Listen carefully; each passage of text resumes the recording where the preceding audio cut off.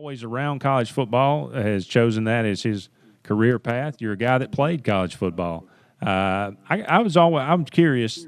Did you ever feel like you were an employee when you played? And do you believe the unionizing of college football is good or bad for college football? Well, I never thought of myself as an employee. I thought of myself as a guy that was lucky enough to play football and get an education in return. I'm a little disappointed that our society has gotten to the point where we've diminished the value of what the next 40 years can entail by getting a college education. And, you know, my whole take on this player unionizing thing, guys, is nobody seems to think anything through. You know, everybody says, oh, well, you know, we're not getting what we're worth and so on and so forth. Well, the reality is that you're an amateur athlete. You're not a professional. And before everybody just rushes to all of a sudden join a union, let's not forget the moment that you do that, well, now all of a sudden you become a taxable employee. Now all of a sudden you're having to pay for your own way and you're having to pay for your own meals. And all of a sudden you don't get that tutoring and study hall that you get as a scholarship athlete. You're now responsible for yourself. And I don't think that people have overly thought this thing through. It sounds all rosy for those that feel like the college student athlete's not getting their due, but the reality of it is, you know, there's a lot that goes into this far below the surface of what people see from the outside looking in.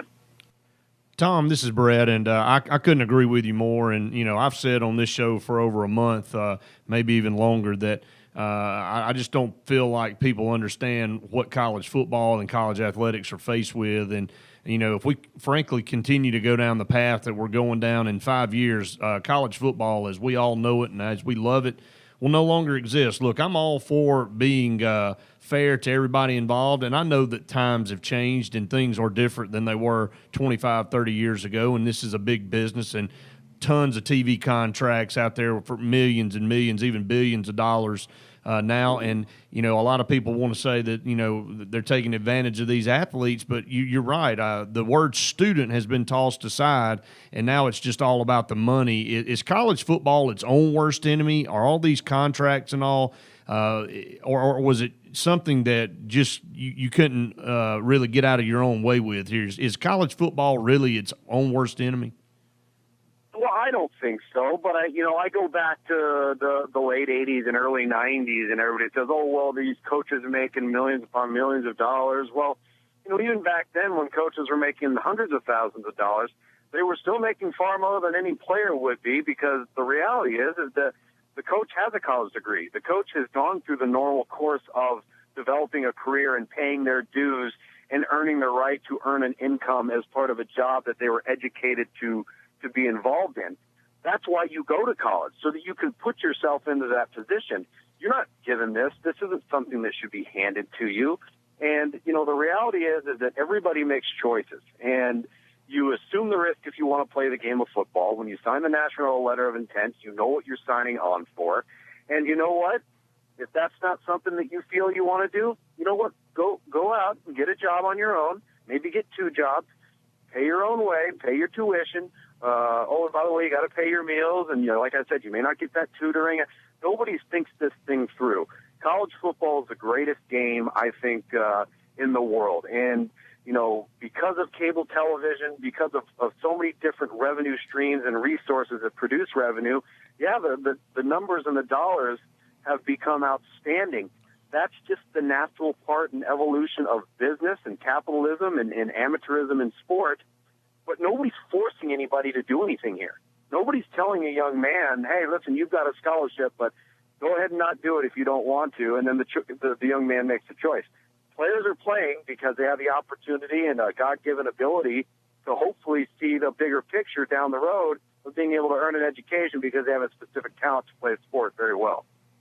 Tom, I couldn't agree with you more, and I'm behind you 100%. Is exactly what I've said, and I just think that we're in a day and age now that you're seeing so much change in college athletics. And is the NCAA in a position to where they feel like they're having to give on some things, whereas they've kind of taken a little bit harder of a stance in the past? Because, I mean, We've even had some people write about here in this state about the NCAA considering down the line maybe taking marijuana off the controlled or the substance list in the NCAA. I mean, so many things are changing so fast here in college football. I feel like we're going to lose college football as we all know it. Well, I would certainly hope we wouldn't go down that path. I think that if we went down that path, we really be getting into a world of hurt as far as substances and marijuana and things of that nature. But what I do think that you may begin to see is more and more programs, institutions, those that do have a commitment to academics and athletics, trying to come up with a way to maybe form their own alliance, form their own allegiance, in the sense that they would no longer need the NCAA, at least not at the FBS Division 1A level as it pertains to basketball and football, which are the two main revenue streams in college athletics, and create your own governing body where you've got people involved in the decision-making process that are actually living the day-to-day life of what these coaches and administrators are going through each and every day. The problem with what we have now when it comes to making decisions and things of that nature is you've got a bunch of people that don't have a record going next to their name, aren't having to be out on the road recruiting, aren't involved in the day-to-day lives of student athletes and what it takes to run a program and administer the program. They're the ones making all the decisions. And until we start getting some folks that are living it day-to-day involved in the decision-making process, then you're probably going to be going down the wrong path. We've got Tom Luginbill on with us on Sports Call here, ESPN recruiting director. Going to be in Jordan-Hare Stadium tomorrow on the sideline covering the Auburn spring game. Tom, you can't talk about Auburn and Gus Malzahn without talking about the other big story that was the last couple of months, and the hurry up, no huddle. Do you believe? Right. Where do you fall on the? Do you believe the rules of college football should be modified in any way to adapt to the hurry up, no huddle? Well, I certainly don't think that they should be, and I most definitely don't think that they should be under the veil of some safety precaution that nobody actually has any data or evidence to back up. I think that whole part of it's a sham. I don't know of a single coach in college football that's not concerned with the safety and the priority of their players. There isn't one out there. They all want their players to be safe, but this has nothing to do with that. I think the defensive coaches right now, with the advent of the spread offense and the dynamic dual threat quarterback, they feel like they're a distinct advantage from an X's and O's standpoint because they can get stuck with some personnel on the field that doesn't necessarily allow them to match up the way they would like to. But the reality is football is cyclical. You go back 30, 40, 50 years. I can go back to the Houston Cougar veer offense under Bill Yeoman and all the defenses rough and ons of how are we going to defend this? This isn't fair. They're blocking low and below the waist. And then, you know what, you went into the 3 yards in a cloud of dust era, and then you went into the run and shoot era, and now we have another era. And who knows 10, 15 years from now if we don't go into another way of approaching the game. But the reality is defenses eventually adapt. They may not like it because it's more difficult. But essentially what we have here is the evolution of a game.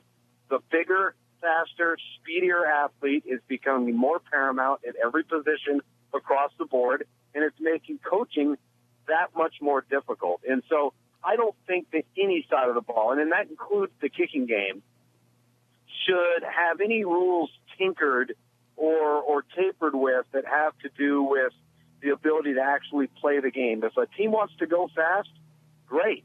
What are we going to do? Tell them when they get inside the last 4 minutes of the game and they're down by 14, that all of a sudden they can't snap the ball until 10 seconds go off the clock? I just think we're taking this thing a little bit too far. And I see the defensive perspective. I get that and I understand that. But if they're going to go down that path, and again, this is legislation that has yet to be passed, and I don't truly believe when it's all said and done that it will be, I don't think that we should take it so far as to, by trying to equate across the board we're actually now putting the other side of the ball at somewhat of a disadvantage by taking away what they think could be a competitive advantage for their philosophy. Tom, real quick, one final thing, and I agree with you on that as well. I mean, you can over-legislate things to the point where you take things away from the game, and I think you just have to endure the changes and figure out ways to change with the times. But again, you'll be in Jordan-Hare tomorrow. Auburn spring game. Gus Malzahn, second year, is the head football coach. He was 13 seconds away from a national championship. Nick Marshall with a full year under his belt. What's your expectations, and what's the nation expecting out of the Auburn Tigers going into the 2014 season? Well, I know visiting with Coach Malzahn and Rhett Lashley, the offensive coordinator, and them going back over last year and dissecting particularly the quarterback position, the goal and the focus is to become more efficient, more accurate, and more consistent at the quarterback spot. They know they've got a dynamic special player in Nick Marshall when it comes to running the football. They know he throws the deep ball very well, which has been proven time and time again. The next evolution for Nick Marshall in the passing game is to get his feet and his eyes in sync with the progression and the target in the short and intermediate areas of the field, because that's where they cannot afford to have him miss glaring wide open throws that he should be routinely making. And if they can start making headway in that regard, you're going to see, I think, a full complement to the offense, because at the skill positions around the quarterback, with Duke Williams now and Sandy Coates, and you're going to have some young talent infused, it could be a much better group of skilled players around the quarterback. So you certainly want the quarterback to be more efficient in the passing game, to be more rounded as an offense as a whole. Tom Luginbill, ESPN recruiting director, we can't thank you enough for being on the program with us. You've always been a good friend to us, and we look forward to having you on real soon. Absolutely, guys. Thanks for having me. Have a great weekend. Thanks, Tom. Thank you so much. We're up against a break, but stay with us. There's certainly more to come on this Friday edition of Sports Call.